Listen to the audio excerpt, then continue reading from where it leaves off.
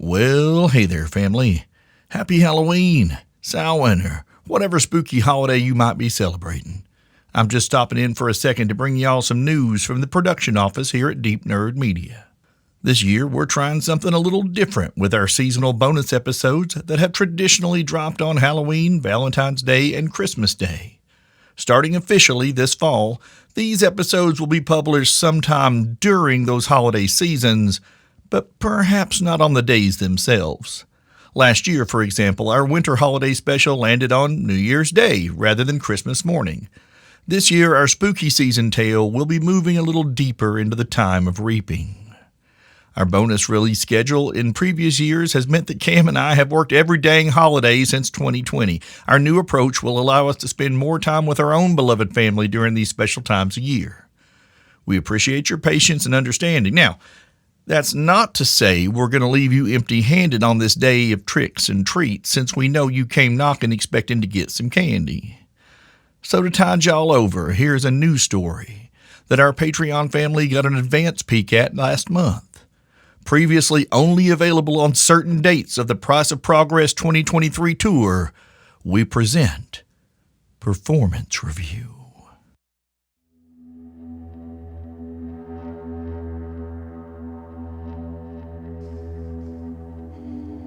Somewhere in Pennsylvania, 1936. Henricus Crane was a hollow man, an enforcer for Barrow Mineral Resources endowed with dark gifts and powers in exchange for his unwavering loyalty and his immortal soul. Hollow men came from all walks of life, none of them virtuous. And Mr. Crane was no different. He had stolen the light from the eyes of countless men, women, and yes, even children who had stood in the path of his masters in one way or another. He was respected by many, feared by even more. But despite all the horrors that Mr. Crane had witnessed and perpetrated in the name of the Barrow family, this afternoon, he found himself very nervous and, quite frankly, afraid. For today, he stepped into unknown territory. See, he had ridden in this finely appointed limousine many times before, but he'd never been in the back seat.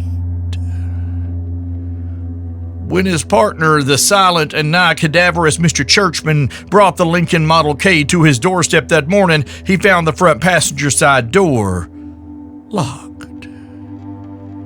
His partner had looked at him with the strangest expression and motioned for Mr. Crane to get into the back, a place that was the exclusive domain of their employer.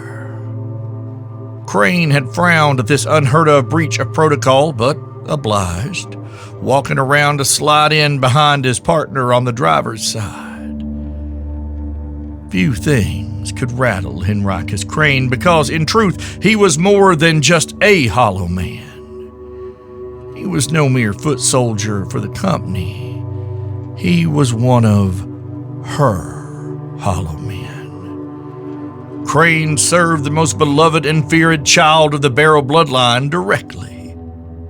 While other servants of the Dark Empire the Barrow family had carved from the anthracite mines of Pennsylvania to the southern Appalachian coal fields answered to supervisors and handlers, well, Mr. Crane and his partner reported directly to one Miss Polly Barrow.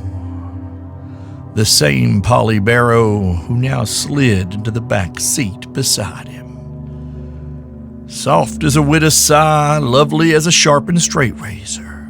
Today her soft raven hair fell in gleaming waves to the shoulders of an exquisite white Chanel suit piped in black velvet. Miss Barrow set the black calfskin valise she carried in her lap and regarded him with a soft smile. He dared not speak first. Unsure as he was of what had prompted this morning's unprecedented change of routine, she turned her attention to her valise. opening the case and beginning to shuffle through the papers within, and the car was silent, save for the slithering sounds of paper being sorted and organized for a full minute. Then she shot an irritated glance at the front seat. Mr. Churchman, drive. The countryside slipped by as the Lincoln sped along the hot asphalt away from the home office in Barrow, Pennsylvania, and out into the more pastoral sections of Pennsylvania coal country, which is to say the middle of nothing and nowhere. Crane noted that they had begun to head west, 2 turns back. His mind raced through a list of potential destinations and what they could mean for him now that he was riding in the back seat of the car with Miss Barrow herself. Good morning, Mr. Crane. I suppose you're wondering why I've called you back here. Ma'am, if I have done something to displease you, or if someone has spoken ill of me to you, I would hope that you would— Relax, Mr. Crane. You aren't in any trouble. Yet. There's just the small matter of your performance review. Performance review, ma'am?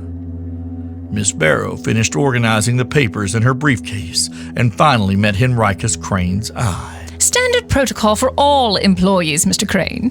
We like to review your past work and conduct, make sure your priorities are clear. With all due respect, ma'am, I have been nothing but a loyal servant to you and your father for— Oh, yes. You've done a lot of admirable work for us, Mr. Crane. From the very beginning, it would seem you've done your utmost to impress us with your work ethic. Why, your first assignment, running those homesteaders off their claim, you showed real initiative there. Thank you, ma'am. I do my best for the family. But mounting their church leader's head on a pike, ooh, truly inspired thinking, Mr. Crane. I don't mind saying, that got our attention. And then there was that moonshiners camp outside of, what was it called? That little backwater, Kentucky? Eagle Creek, ma'am. Yes, that was it. All those men dead in the blaze. Tragic. But they weren't supposed to be there after all. Eminent domain. The county magistrate was so helpful with the right motivation. You've always had a way with the local officials, Henricus, like in Parson Falls, when that judge decided that the Butler family actually hadn't sold us their mineral rights, and my worthless older brother had somehow misfiled the documentation. You took care of all of them, didn't you? Set their house ablaze. And when they all rushed out to the safety of their front yard, the shadows cast by their burning home rose up to strangle each and every one of them. Oh, you have such a talent with shadows, Mr. Crane. Thank you, Mom. Judge Osborne had how many children? 9, Miss Barrow. 4 girls, 5 boys. So, 11 Osbornes, counting the judge and his wife, Brunetta. Oh, no, it was 12. There was the grandmama as well. And she was how old, Mr. Crane? 83, Mom. Oh, that's right, 12! All screaming and choking and dying, right there in sight of their own front porch. You know, so many folks say they want to die at home when the time comes.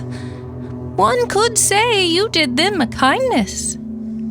Such thorough work, Henricus. Well done.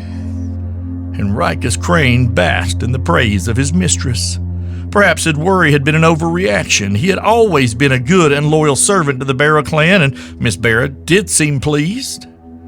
He glanced out the window as the car rolled to a stop on the picturesque main street of a small Pennsylvania town. Cars vied for parking with horse carriages as the townfolk and the local Amish population went about their business shoulder to shoulder here in the deep green shade of the mountains.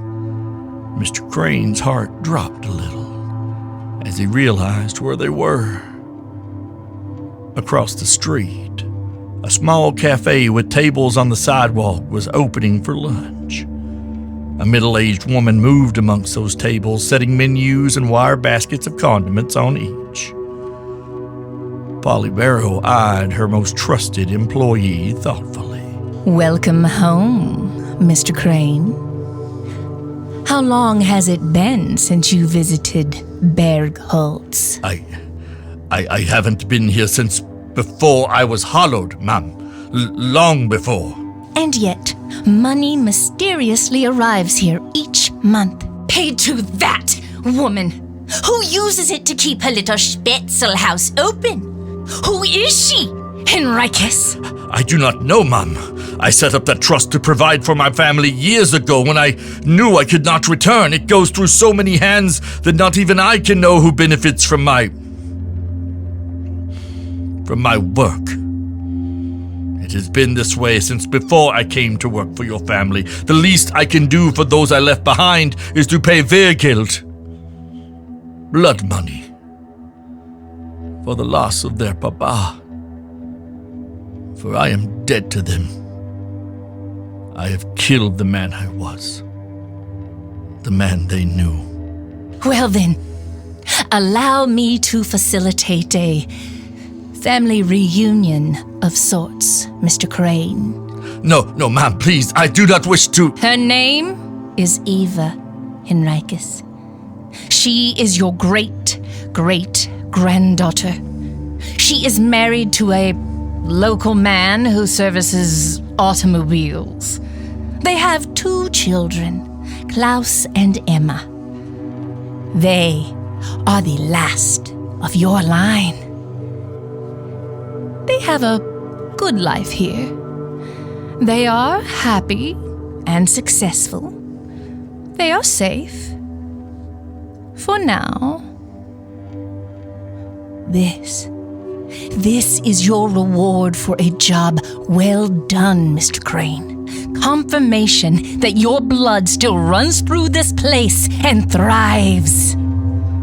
Thank you, ma'am. However, if you ever hide anything from me again, Mr. Crane, I will have them torn into little pieces, grind them into sausage, and feed them to each other. I will personally end your line and erase your blood from this world. You belong to our family, Henricus. You are mine. Do I make myself clear? Henricus Crane did not blink, did not flinch, did not betray even a flicker of emotion as he watched the woman place flowers on each of the tables across the street and then turn to welcome the first of her customers of the day. Yes, ma'am. Well then, I think that's all I have for you today, Mr. Crane. You may return to the front with Mr. Churchman. Polly Barrow returned her attention to the various paperwork on her lap. Crane nodded and reached for the door handle. Oh, and Henricus. Yes, ma'am? We know about your failure at Copper Ridge. Don't let it happen again. Henricus Crane's blood ran cold again as he bobbed his head in a quick nod. Yes, ma'am. And fled from the back seat of the Lincoln, beyond relieved to return to the familiar territory of the front seat, as they sped away from the quaint hamlet that had birthed him. He vowed never to return again.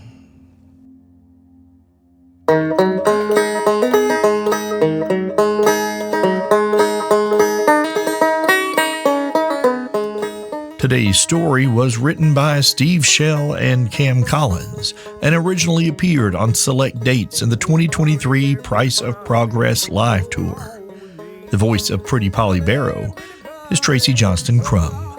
The voice of Henricus Crane and the narrator was Steve Shell.